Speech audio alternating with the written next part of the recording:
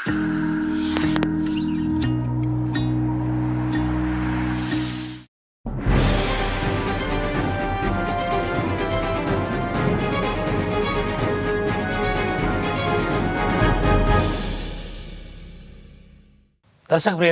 नमस्कार।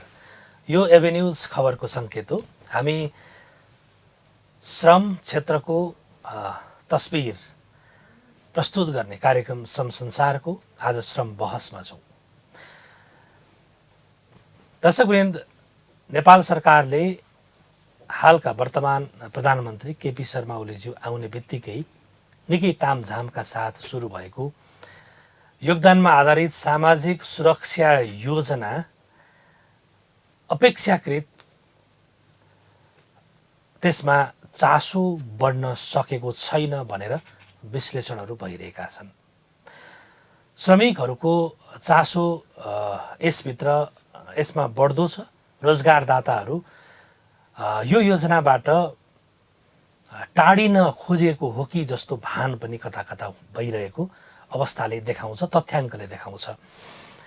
अहिलेसम्म करिब 12,958 रोजगारदाता यो योजनामा सहभागी भएका छन् भने योगदानकर्ता 2 लाख पनि छैन। 1,80,891 आजको डाटा हेर्ने हो भने योगदानकर्ताहरू छन्। यो हेर्ने हो भने नेपालमा कुल श्रमिकहरू करिब 2 करोड भएको अनुमान गर्न सकिन्छ, एकिन तथ्याङ्क नभए पनि। हाल सङ्गठित श्रमिकहरू करिब 18 लाख श्रमिकहरू सङ्गठित रूपमा आबद्ध भएका छन्।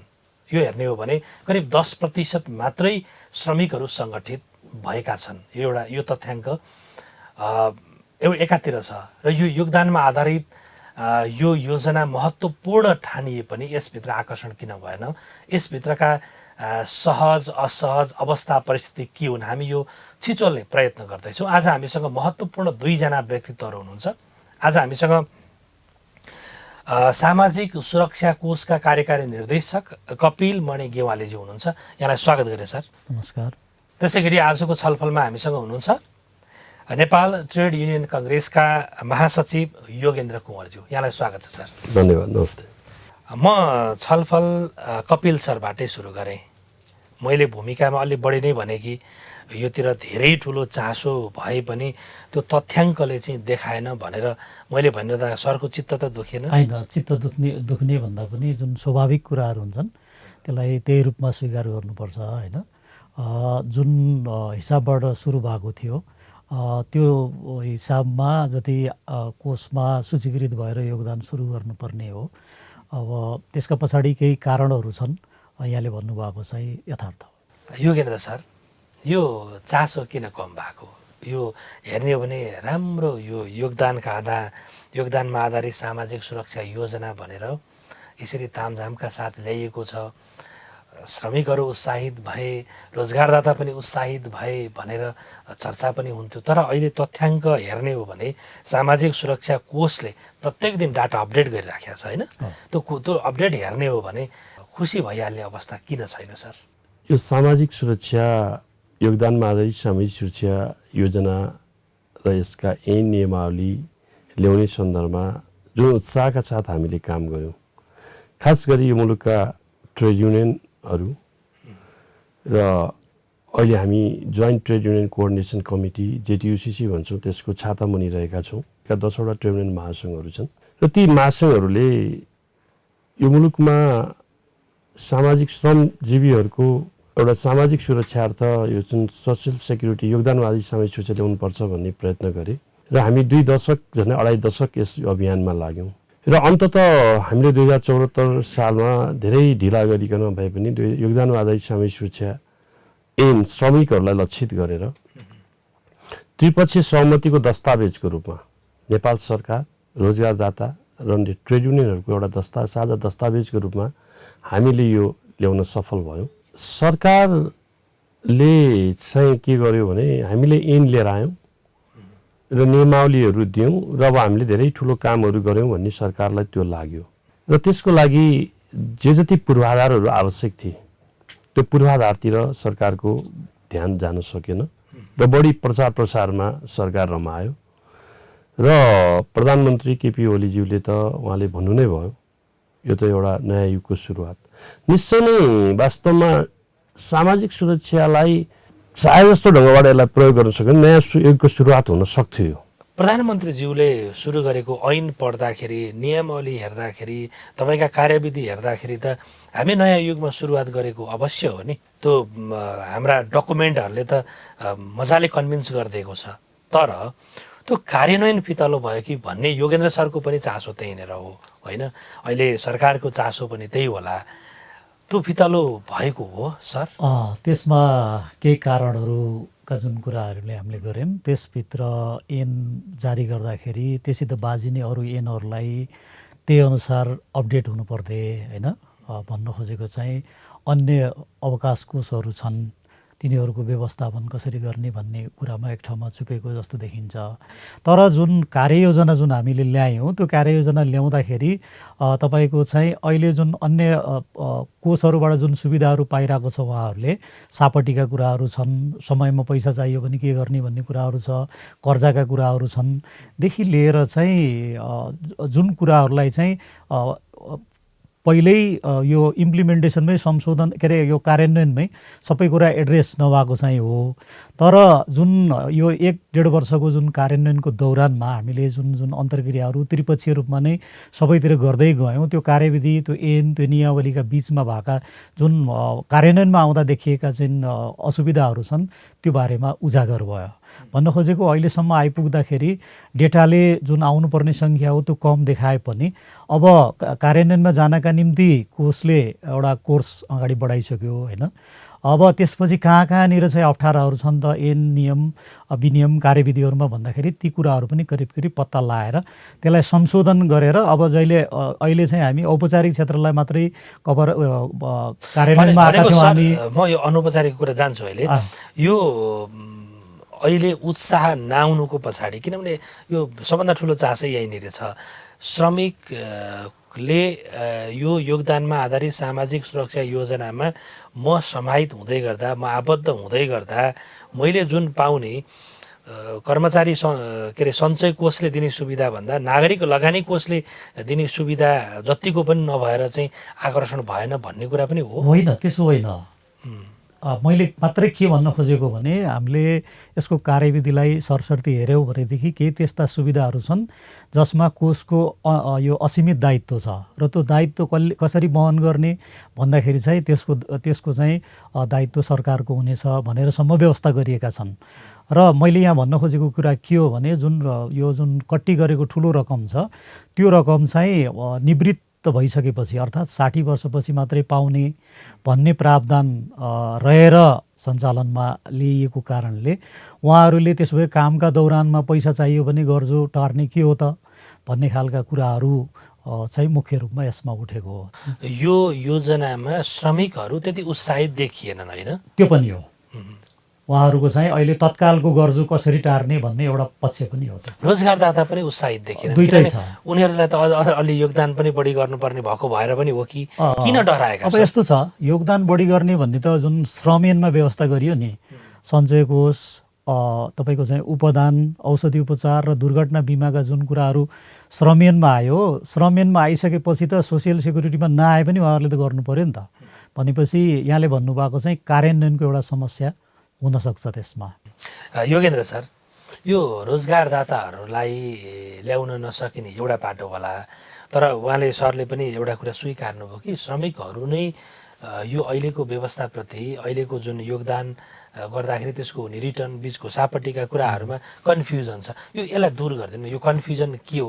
हामीले यो के अरे खास गरिकन यो योगदान आधारित सामाजिक सुरक्षाको विषय उठान गर्दा खास सङ्गठित सेक्टरहरूको लागि भन्दा पनि हाम्रो चाहना के भने अनौपचारिक श्रमिकहरू, जो स्वरोजगार श्रमिकहरू जो चाहिँ के अरे तल्लो लेभलमा रहेर कामहरू गरिरहेका छन् उनीहरूलाई चाहिँ सुरक्षा छाताभित्र ल्याउनु पर्यो, अम्ब्रेलाभित्र ल्याउनु पर्ने भन्ने हाम्रो चाहना हो।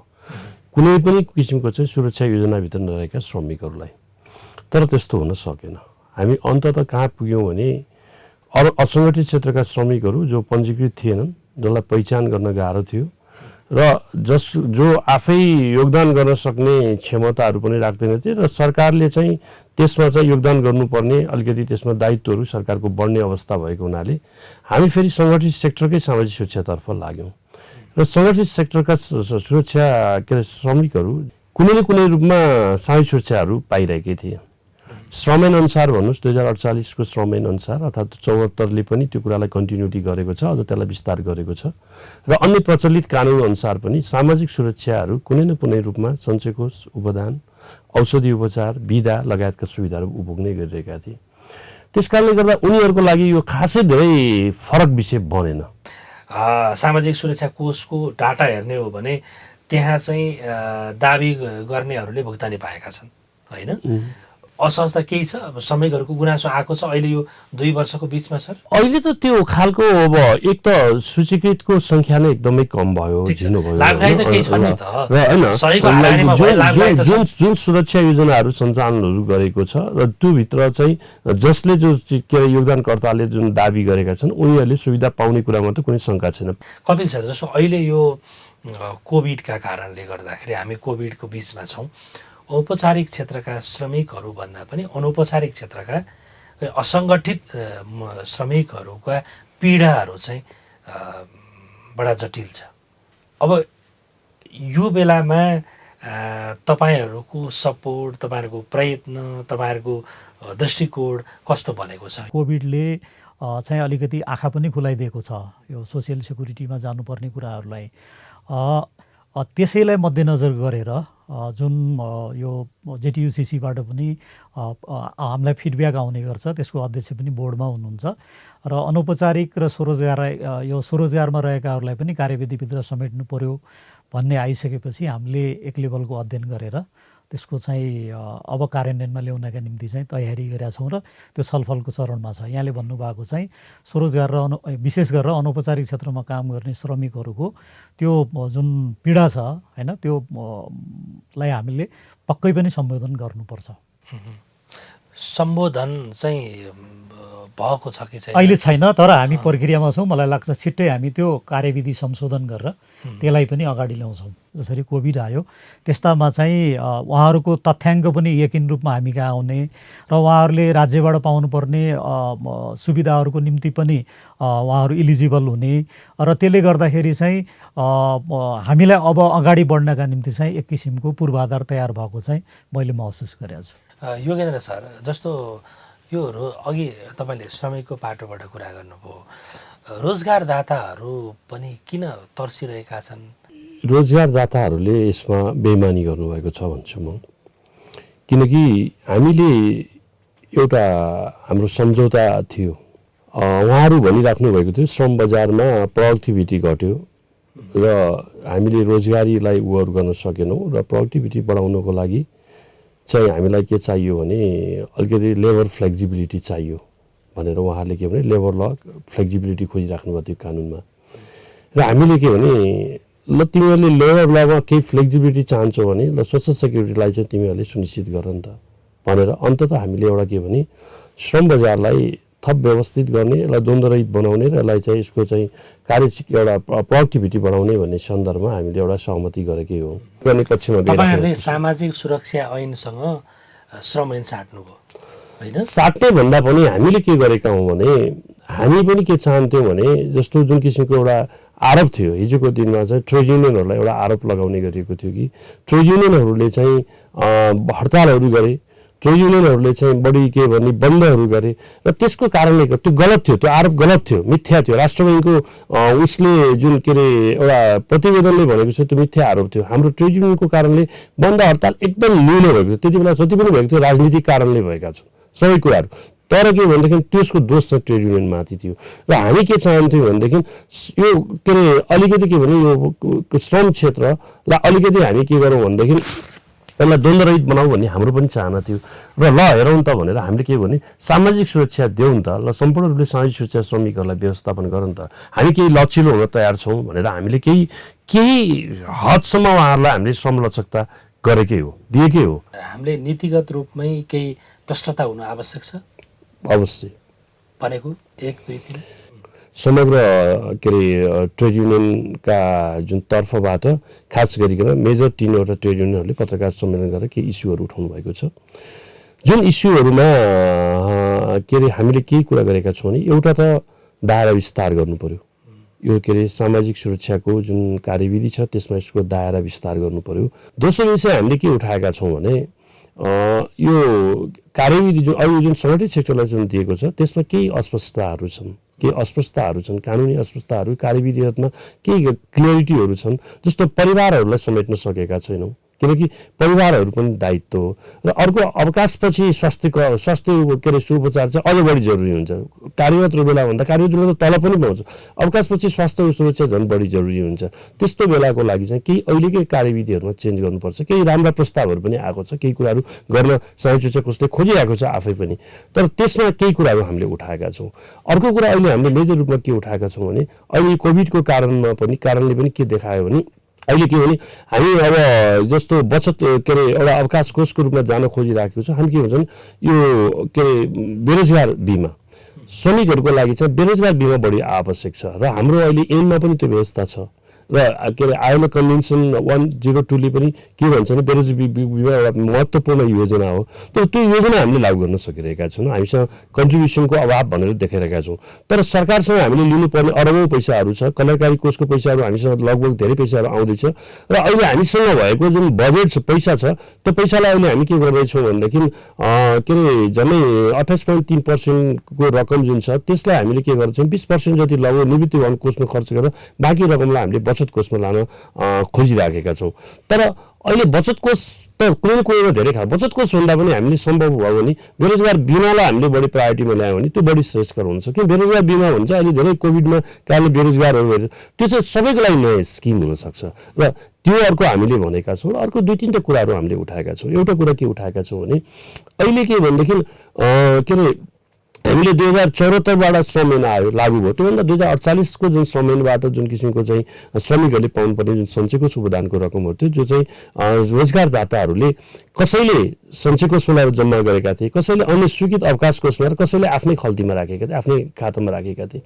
अब त्यो रकम जुन छ त्यो रकमलाई पनि सामाजिक सुरक्षा कोषले त्यसको पनि जिम्मा लिनुपर्छ र त्यो रकमलाई चाहिँ अनिवार्य रूपमा त्यहाँ जम्मा गर्नुपर्छ भन्ने हाम्रो धारणा हो। किनकि त्यो भएन भने त्यो रकम चाहिँ के छ भने सामाजिक के अरे रोजगारदाताकै कोषमा र उनीहरूको मनोमानीमै रहन्छ, त्यो रिस्क बढेको छ, त्यो व्यवस्थापन गर्नुपर्छ। दोस्रो कुरा अहिले सामाजिक सुरक्षा कोषले 2076 साल यताको चाहिँ के अरे उसका चाहिँ कन्ट्रिब्युसन लिने त्यसलाई व्यवस्थापन गर्ने कुरामा लागिरहेको छ स्पेसल्ली। त्योभन्दा पछाडिको नयाँ रोजगारदाताहरूको लागि सम्भव भयो। तर एउटा अवस्था के छ भने 2074 भाद्र 19 पछि पुरानो ऐन लागू हुन छोड्यो, नयाँ ऐन लागू हो र सामाजिक सुरक्षा कोषले अब जतिखेर सूचीकृत हुन्छ त्यसपछिको कुरा गर्ने त्यो बिचको जुन सुरक्षाको जुन सञ्चयको सुविधाको कतिहरू छ सबै रोजगारदाताले होल्ड गरेर राखिरहेका छ। सामाजिक सुरक्षा कोषको दुईटा कुरा हो, मुख्य हामीले चाहना राखेको दुईटा कारण हो। एउटा कुरा चाहिँ त्यसले दिने सुविधाहरू फेसिलिटीहरू जुन चाहिँ त्यो के अरे जरुरी छ, दोस्रो कुरा चाहिँ त्यो सुरक्षा हो। हुन्छ, म कपिल सरतिर जान चाहे अन्तिमतिर पनि जस्तो एउटा कपिल सर एउटा कोही श्रमिक ऊ चाहिँ उसको रोजगारदाता सामाजिक सुरक्षा कोषमा यो योजनामा आबद्ध भएको छैन, तर केही गरी उसको चाहिँ श्रमिक चाहिँ त्यहाँ काम गर्ने श्रमिक घाइते भयो, के भयो, चोटपटक लाग्यो र उसले केही निवेदन दिएर सामाजिक सुरक्षा कोषमा यदि पुग्यो भने उसले सामाजिक सुरक्षा कोषले रोजगारदातालाई भराउँछ भन्ने कुरा त्यो रोजगारदातालाई बुझाउन तपाईँहरूले किन सक्नु भएन? यसमा एकदमै यो योगदानमा आधारित सामाजिक सुरक्षाको साक्षरता अभियान त्यसमा एक लेभलको जुन पर्याप्त हुनुपर्ने हो त्यो पुगेको छैन, त्यसमा पक्कै हो। र हामीले यसलाई अझ मेसिभ रूपमा लानलाई कार्यविधि संशोधनपछि यो अनलाइन मिडिया युज गरेर चाहिँ हामी धेरै गर्न खोजिरहेछौँ अहिले। र यहाँले भन्नुभएको कुरा हामीले राख्ने गरेका छ ठाउँ मैले भन्ने पनि गरेको छु। जस्तो के छ भने सोसियल सेक्युरिटीमा आइसकेको कुनै पनि इम्प्लोइ आज सोसियल सेक्युरिटीमा पहिलो महिनाको पैसा जम्मा गर्यो, सपोज भोलि कुनै पनि कारणले उहाँको चाहिँ मृत्यु भयो भने सोसियल सेक्युरिटीबाट के पाउँछ त उसको आश्रित परिवारले, अथवा दुर्घटना भयो भने के पाउँछ भन्दाखेरि सम्पूर्ण उपचार खर्च पनि कोषले बियर गर्ने भनेको छ अफिसको कामको सिलसिलामा। र उहाँको चाहिँ उपचार खर्च गरेर अन्त्यमा उहाँको निधन भयो भने उहाँको चाहिँ स्पाउसले उहाँले जम्मा गरेको आज जम्मा गरेको पैसाको बेसिक स्यालेरीको 60%ले हुन रकम बाँचुन्जेल पाउनुहुन्छ र उहाँको आश्रित परिवार बच्चा बच्चीले चाहिँ 21 वर्ष नपुग्दासम्म एकभन्दा बढी छन् भने अर्को 60 पाउँछ भनेको बेसिक स्यालेरीको 120%ले त्यो फ्यामिलीले यो सुविधा पाइरहेको छ। अब केही कारणले इम्प्लोइहरू आफै पनि आउनु खोज्नु भएको छैन। एउटा एक दुईवटा स्याम्पल भनेको मैले सोसियल सेक्युरिटीमा हुन त यो भ्वाइड हुन्छ हैन, यस्ता केसहरू आएका छन् कि छैनन् सर? आइसकेका छैन छैन तर उहाँहरू चाहिँ जसले त्यो म्यानेजमेन्ट हेर्नुहुन्छ उहाँहरू अलिकति चलाख भएर तपाईँ नजाने हो भने म अरू सुविधा क्लेम गर्दिनँ, यतिकै मन्जुर छु गर्नुहोस् है भन्ने खालको चाहिँ त्यो गराउने गरेको छ। र जुन सोसियल सेक्युरिटीले दिएका सुविधाहरू छन् नि म सेयर गर्छु। 28,000 बेसिक स्यालेरी खाने अहिले 22जनाभन्दा बढी बित्नु भएको छ, विभिन्न ऊ छ। 28,000 बेसिक स्यालेरी भएको एकजना जसको वाइफ चाहिँ तपाईँको हाउसवाइफ हो र 5जना बच्चा बच्ची छ। अब उहाँ बित्नुभयो होइन, कुनै कारणले बित्नुभयो उहाँ। अब उहाँको बच्चा बच्चीले श्रीमतीले के पाउँछन् भन्यो भने एउटा बच्चा 2 वर्षको छ होइन, श्रीमती 26-27 वर्ष 30-32 वर्षको कतिको हुनुहुन्छ होइन, भनेको चाहिँ उहाँले महिनाको 17,000 पछि त्यो समयक्रममा मूल्य के अरे तपाईँको चाहिँ इन्फ्लेसन पनि जोडेर दिने भन्छ, 17,000 बुझ्नुहुन्छ। बच्चा बच्चीले पढ्नका निम्ति महिनाको 17,000 रुपियाँ बुझिरहेको छ भनेको महिनाको 28,000 खानेको 34,000 रुपियाँ महिनामा बुझिरहेको छ भने ती बच्चा बच्चीको पढाइ लेखाइमा कत्रो यसले कन्ट्रिब्युसन गरेर छ त। तपाईँहरूले यस्ता कुराहरू चाहिँ बाहिर ल्याउनु भएन, जबकि यसलाई ल्यायौँ, पटक पटक ल्यायौँ, तर यो नपर्दासम्म मान्छेले चेत्दो रहन्छ। श्रम ऐनमा केही कम्प्रोमाइज श्रम सङ्गठनहरूले चाहिँ गरेको अवस्था, ट्रेड युनियनहरूले गरेको अवस्थामा त्यसको नियमन चाहिँ सरकारले गरिदिएन भन्ने गुनासो पनि त छ नि त। यो सरकारले तोके बमोजिम भनेको छ केही कुराहरू, जस्तो स्वरोजगारमा रहेका अनौपचारिक क्षेत्रका, त्यसपछि सरकारी सङ्घ संस्थामा सरकारकै तपाईँको चाहिँ करार पारिश्रमिकहरूलाई कसरी ल्याउने भन्ने चाहिँ सरकारले तोके बमोजिम भनेको छ। तोक्नका निम्ति चाहिँ हामीले जुन नीति कार्यक्रम र बजेटमा आयो त्यसपछि बोर्डबाट त्यो निर्णय गरेर चाहिँ हामीले मन्त्रालय मार्फत त्यो अर्थ मन्त्रालयमा गइसकेको छ एउटा पार्ट। सामाजिक सुरक्षा कोषले कभर गर्ने दायराको जुन परिकल्पना गरिएको छ त्यसभित्र ल्याउनका निम्ति योभन्दा अगाडि चाहिँ धेरै अवकाश कोषहरू छन् होइन, अवकाश कोषहरूको व्यवस्थापन कसरी गर्ने भन्ने बारेमा पनि अलिकति उसमा चाहिँ क्रमशः यिनीहरूलाई बन्द गर्दै लगिनेछ भनेर गभर्मेन्टले भनेको छ। अन्त्यमा योगेन्द्र सर, हामी अन्त्यमा छौँ। समग्रतामा यो कोभिड, सामाजिक सुरक्षा योजना र श्रम सङ्गठनहरूको यसप्रतिको दृष्टिकोण के राख्न चाहनुहुन्छ अन्त्यमा?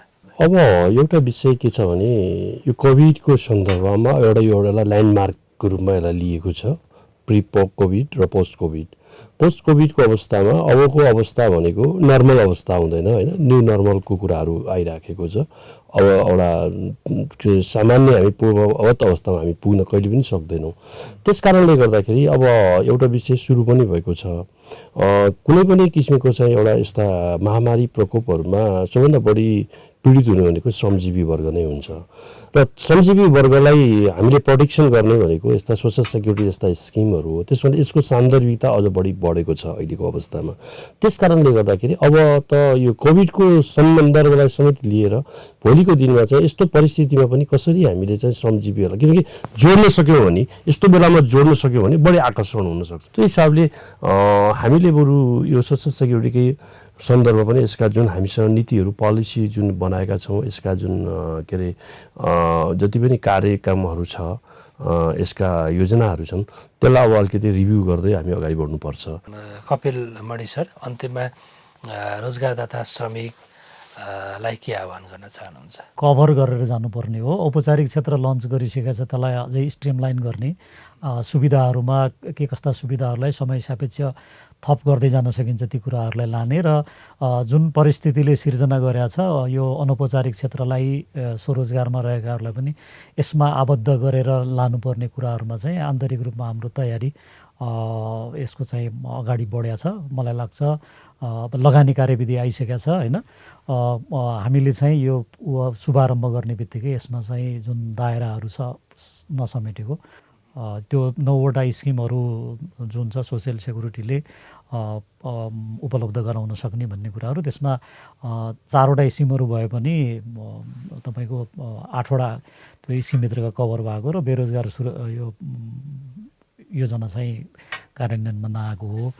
त्यसलाई चाहिँ ल्याउन सकिन्छ। र अर्को कुरो के देखियो भने म थोरै के सेयर गर्छु भने यो चैत वैशाख जेठ र असारमा सोसियल सेक्युरिटीमा आबद्ध भएका प्रतिष्ठान र श्रमिकहरूको तर्फबाट गभर्मेन्टले करिब 1 अरब रुपियाँ चाहिँ डिपोजिट गरिदियो 31%ले। अब त्यसले के देखाइदियो भने अनौपचारिक क्षेत्रमै कति छन् त भन्ने पनि तपाईँको यकिन तथ्याङ्क नभएको अवस्थामा पछि यस्ता चिजहरू आए भने अब हामीले अनौपचारिक र स्वरोजगारलाई आबद्ध गर्न सक्यौँ भने अब गभर्मेन्टले कसलाई दिन खोजेको पैसा हो ठ्याक्क त्यो ठाउँमा राख्नका निम्ति पनि सोसियल सेक्युरिटी उपयुक्त ठाउँ भन्ने हामीले चाहिँ महसुस गऱ्यौँ। यो बेलामा पहिचान गर्न पनि सजिलो हुने गरी, त्यसकारण चाहिँ यो जुन जिम्मेवारी छ कोषको, त्यो जिम्मेवारीलाई आगामी दिनमा हामी कार्यान्वयनमा अगाडि बढाउँछौँ र यहाँले भने जस्तो चाहिँ रोजगारदाता र श्रमिकहरू पनि यसलाई चाहिँ विश्वास गरेर चाहिँ सोसियल सेक्युरिटीमा जोडिन आउनका निम्ति चाहिँ म अनुरोध गर्छु। हस्, यहाँहरू दुवैजनालाई महत्त्वपूर्ण समय दिनुभयो, यहाँलाई धेरै धेरै धन्यवाद। दर्शकबिन, आज हामीले नेपाल ट्रेड युनियन काङ्ग्रेसका महासचिव योगेन्द्र कुँवर र सामाजिक सुरक्षा कोषका कार्यकारी निर्देशक कपिल मणि गेवालीज्यूसँग हामीले छलफल गऱ्यौँ।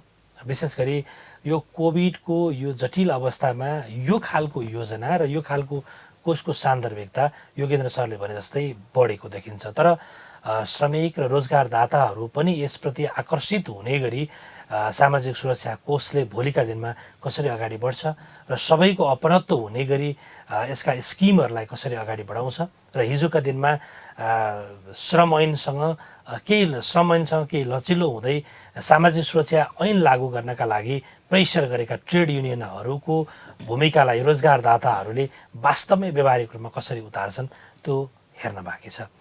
आजको छलफल यति नै। हामी यो श्रम बहसमा अर्को हप्ता नयाँ विषयका साथ छलफल गर्नेछौँ। तबसम्मका लागि आजका हाम्रा दुईजना अतिथिसँगै म सञ्चालक शिव अधिकारी पनि आज्ञा माग्छु। नमस्ते।